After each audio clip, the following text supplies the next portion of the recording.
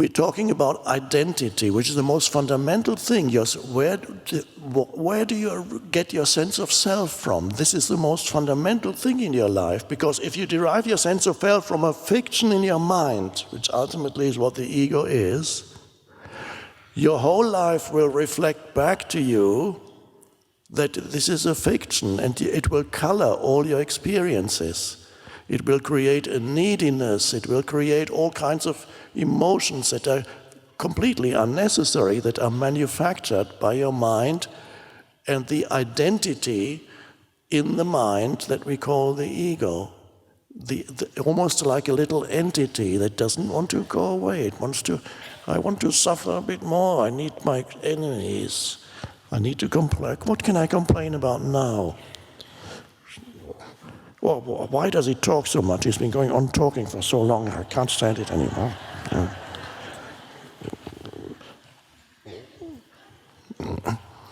So the words are pointing to something in you. Then, of course, you cannot undo your personal history. Of course, you remember your personal history, and there's your life situation. Everybody has a life situation. You have relationships, you have a work situation probably, or you have lost your job, then you don't have a work situation, but it's similar. You have a living situation, you have a health situation, you have a relationship situation, a huge source of suffering, and occasional happiness. Those things make up your life. You have those situations.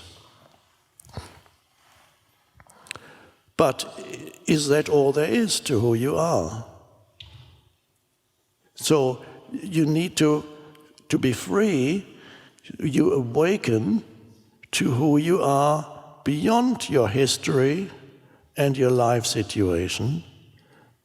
The essence, your essential being, is the aliveness of presence consciousness. And you can only get that in the gap between two thoughts. This is why stillness is an important pointer to it. Stillness does not mean you fall asleep. It could mean you fall asleep, because humans, the habitual level where humans exist is thinking. Then the only time when you're free of thinking is when you fall asleep, if you haven't awakened yet. When you move towards sleep, thinking gradually slows down. When you get very sleepy, there's very little thought going on in your head, and you go. And you might even like that, because suddenly you can't remember what your problems are anymore.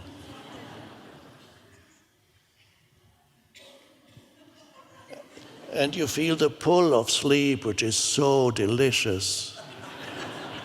What we call tiredness, it's so normal, we accept it, but if you really look at what tiredness is, something absolutely delicious is pulling you.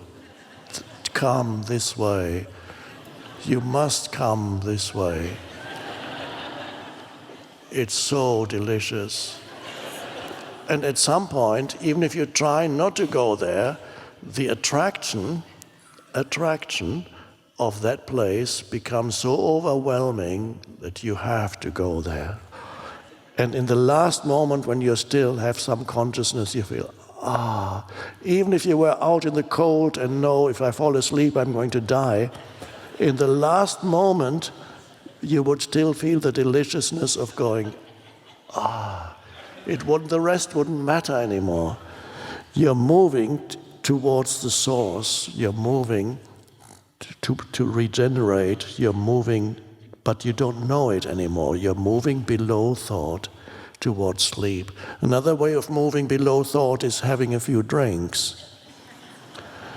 And that can free you. For some people, it frees them of their unhappiness, and they become jolly. Suddenly they can enjoy life, because they're not thinking much anymore. They're just... It's a way of being present too, in some way. And then you think, I need another one, because if I feel jolly now, I'll feel even more jolly with the next one. But that's not the case, because the more you drink, the more you move towards unconsciousness. So you're falling again, you're falling below thought, until finally you fall off the chair. So we are not going there, below thought. Yes, that can free you also, but as we awaken spiritually, as consciousness awakens in us, universal consciousness awakens in us, we become conscious of being conscious. And the moment you are conscious of being conscious, you have risen above thought, and you have transcended thought, which means you're able to think, but you're no longer trapped by it or in it. You're no longer at the mercy of your thoughts. You can use them, they can still operate, but you can also, by choice, and this possibility is coming to many of you already, and to many more of you, I would say after this evening, to realize it is possible for you and even desirable in many, many instances to transcend thought and simply be aware. That is, by the way, that is the entire teaching of Zen is contained in this. Zen teaches you that you can rise above thought, become free of thought, and just be aware. This is why the Zen master often looks so fierce, because he's in that fierce awareness, and he goes in the old drawings of Zen masters.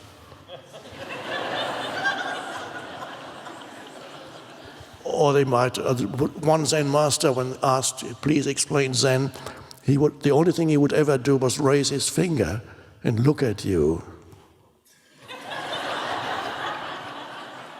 That was his teaching, and he became famous teacher. Some people got it, others didn't.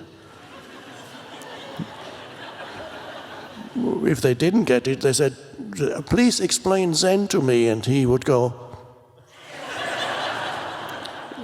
And some people went, wow.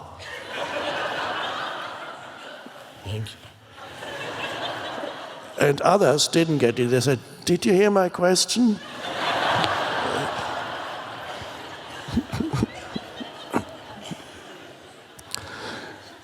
There's in Zen, for those of you who are interested in Zen, or might even have spent a decade in a Zen monastery, there is nothing to understand in Zen.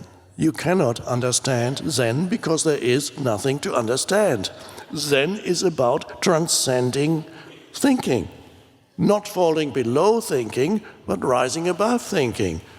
This is why that is Zen. Shh. Oh.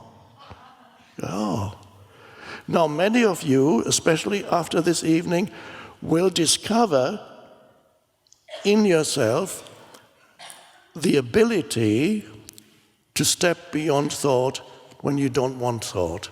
Not perhaps always. Sometimes the challenges may be too much and you fall back into thought for a while. It's fine.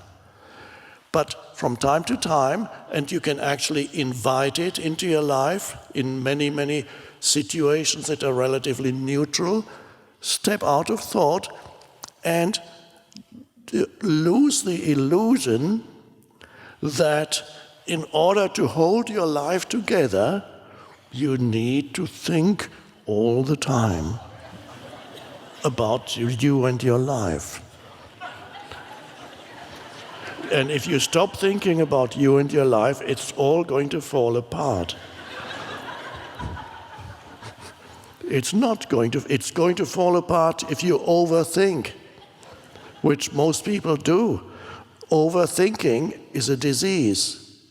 Overthinking means you are completely identified with thinking. You are, in fact, addicted to thinking, a lot of which is not only completely unnecessary, but actually harmful to your health, to your well-being, and to other people.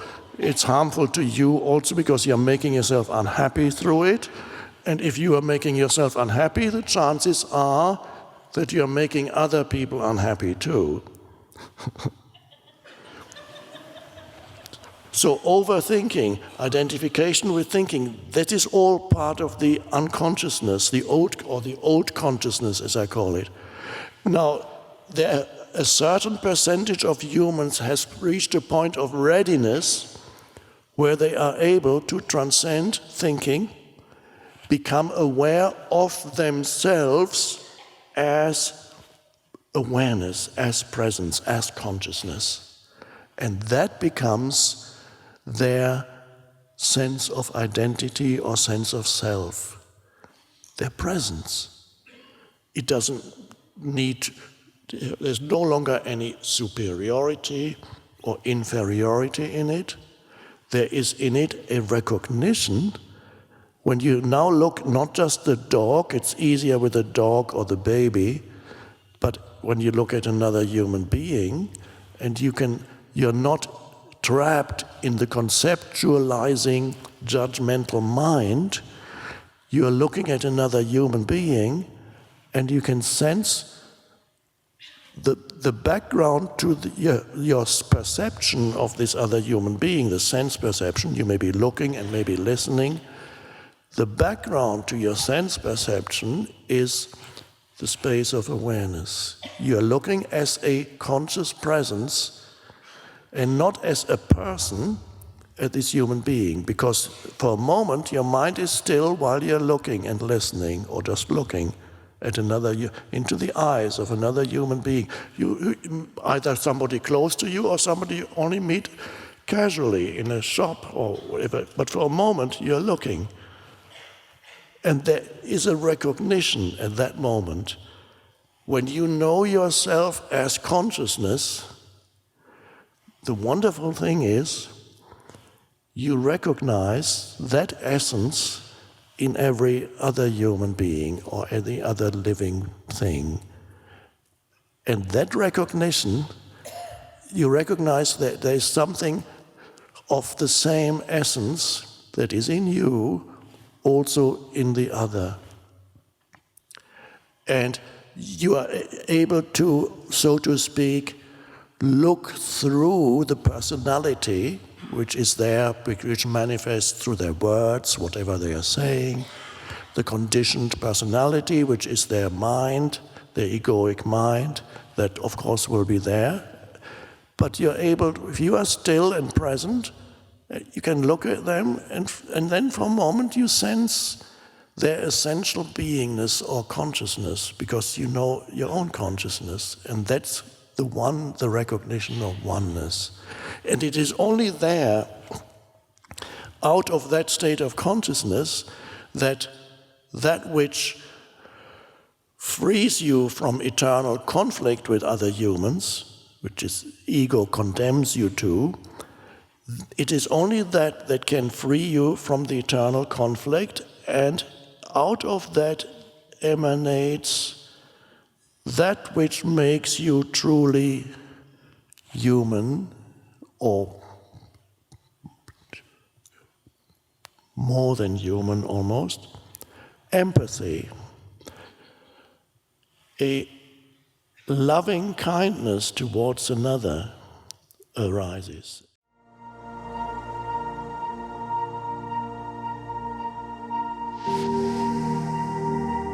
This mind-made sense of self is also much more focused on the negative than the positive. To be free, you awaken to who you are beyond your history and your life situation.